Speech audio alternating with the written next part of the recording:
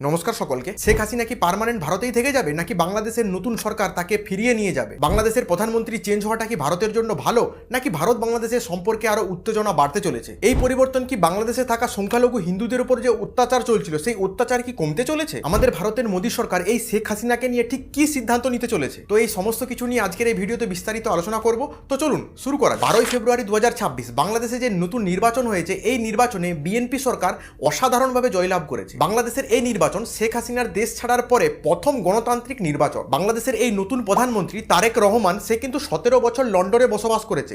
2025 সালের শেষের দিকেই বাংলাদেশে ফিরে এসেছে। এখন আসি মেন প্রশ্নে, শেখ হাসিনা কি সত্যি সত্যিই ভারত থেকে বাংলাদেশে ফিরতে চলেছে? বর্তমানে শেখ হাসিনা রয়েছে আমাদের ভারতের দিল্লিতে, মাঝে মধ্যে লোধি গার্ডেনে তাকে দেখা গেছে। সব থেকে মজার বিষয় হলো যে 2025 সালে শেখ হাসিনাকে বাংলাদেশ সরকার আবার মানবতা বিরোধী অপরাধে তাকে মৃত্যুদণ্ড ঘোষণা করেছে। দেখুন, মৃত্যুদণ্ড ঘোষণার পরেই বাংলাদেশের সরকার কিন্তু ভারতকে নানা রকম চাপ সৃষ্টি করে শেখ হাসিনাকে ফেরত দেওয়ার জন্য, কিন্তু এখনো পর্যন্ত আমাদের ভারত সরকার শেখ হাসিনাকে বাংলাদেশের হাতে তুলে দেয়নি। আমাদের ভারতের বিদেশ মন্ত্রী জয়শঙ্কর স্পষ্ট জানিয়ে দিয়েছে যে শেখ হাসিনা ভারতে থাকবে না এটা সম্পূর্ণই শেখ হাসিনার ব্যক্তিগত সিদ্ধান্ত।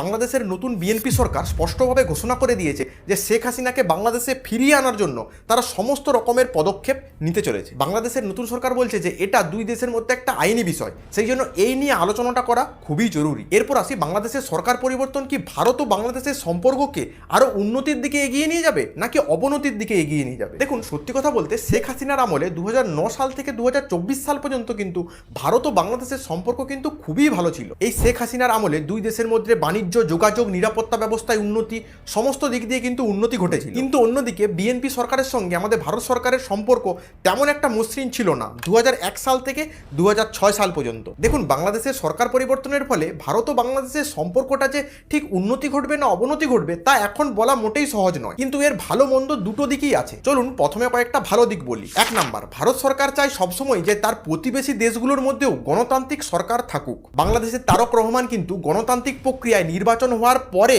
এই সরকার গঠন করেছে। আমাদের ভারতের প্রধানমন্ত্রী নরেন্দ্র মোদী সেই জন্য কিন্তু বাংলাদেশের নতুন প্রধানমন্ত্রী তারেক রহমানকে শুভেচ্ছাও জানিয়েছে। বাহ মোদিজি বাহ। নাম্বার 2, আমাদের প্রধানমন্ত্রী নরেন্দ্র মোদী কিন্তু সরাসরি তারেক রহমানকে ফোন করে শুভেচ্ছা জানিয়েছে। এখান থেকে এটাই বোঝা যাচ্ছে যে আমাদের ভারত সরকার কিন্তু চাইছে বাংলাদেশের নতুন সরকারের সঙ্গে সম্পর্ক উন্নতি ঘটা। নাম্বার 3, তারেক রহমান বলছে যে তারা ভারতের সঙ্গে গঠনমূলক সম্পর্ক চায়। তারা বলছে সম্মান এবং সংবেদনশীলতার উপর ভিত্তি করে ভারতের সঙ্গে কাজ করতে চায়। নাম্বার 4, এটা কিন্তু সব থেকে বেশি গুরুত্বপূর্ণ, বিএনপি সরকার কিন্তু প্রতিশ্রুতি দিয়েছে যে বাংলাদেশের সংখ্যালঘু হিন্দুদের উপর যে অত্যাচার হচ্ছিল সেই অত্যাচার বন্ধ হবে। নাম্বার 5, তারেক রহমান বলছে যে বাংলাদেশের অর্থনীতি কিন্তু খুবই খারাপ, আর বাংলাদেশের এই অর্থনীতি উন্নতি করার জন্য ভারতের সঙ্গে কিন্তু সম্পর্ক রাখাটা খুবই জরুরি।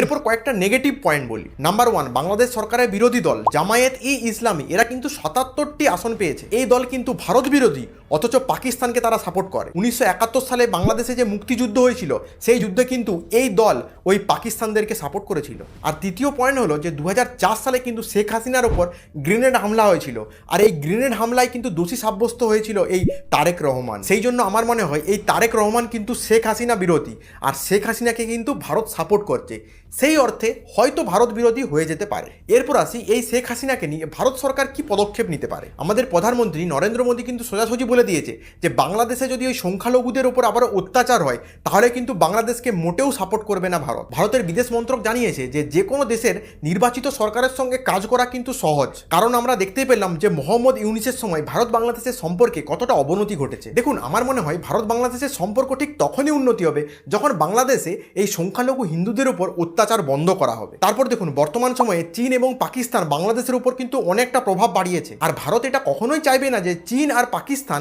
এই বাংলাদেশের উপর প্রভাব বাড়ায়। এখন বিশেষজ্ঞরা বলছে যে শেখ হাসিনার আমলে ভারত বাংলাদেশের সম্পর্কে যে যতটা গভীরতা ছিল এই নতুন সরকারের আমলে ততটা না হলেও কিছুটা উন্নতি ঘটবে। দেখুন, বর্তমান সময়ে দুই দেশকেই কিন্তু প্রয়োজন। দেখুন, বাংলাদেশের অর্থনীতি উন্নতি করার জন্য কিন্তু ভারতকে প্রয়োজন, সেরকম ভারতেরও কিন্তু পূর্ব সীমান্তে নিরাপত্তা স্থিতিশীল করার জন্য বাংলাদেশকে প্রয়োজন। সেই জন্য সোজা কথাই বলি যে এই দুই দেশের বন্ধুত্বপূর্ণ সম্পর্ক থাকাটা কিন্তু খুবই জরুরি। আমার মনে হয় বাংলাদেশের এই নতুন প্রধানমন্ত্রী তারেক রহমান কিন্তু ভারত বাংলাদেশের সম্পর্ককে এগিয়ে নিয়ে যাওয়ার জন্য আগ্রহী থাকবে। সংক্ষেপে বলতে গেলে বাংলাদেশের এই সরকার পরিবর্তন ভারতের জন্য খুব একটা ভালোও নয়, খুব একটা খারাপও নয়, কিন্তু মোহাম্মদ ইউনিসের থেকে ভালো। দেখুন, আমাদের ভারত সরকার কিন্তু সবসময় চাইবে বাংলাদেশের এই নতুন সরকারের সঙ্গে ভালো সম্পর্ক বজায় রাখার জন্য, কিন্তু ভারত নিজের স্বার্থও কিন্তু ভুলবে না। আগামী কয়েক মাসেই দেখা যাবে যে এই ভারত বাংলাদেশের সম্পর্ক ঠিক কোন দিকে যেতে চলেছে। তারেক রহমান কি সত্যি সত্যি ভারতের সাথে বন্ধুত্বপূর্ণ সম্পর্ক চায়, নাকি তার উল্টোটা? এই সমস্ত প্রশ্নের উত্তর কিন্তু আমরা সময় আসলেই পেয়ে যাব। তবে এটা ঠিক ভারত বাংলাদেশের সম্পর্ক একটা নতুন অধ্যায়ে প্রবেশ করেছে। তো আজকের ভিডিও বাস এতটাই। ভারত বাংলাদেশের এই নতুন সম্পর্ক নিয়ে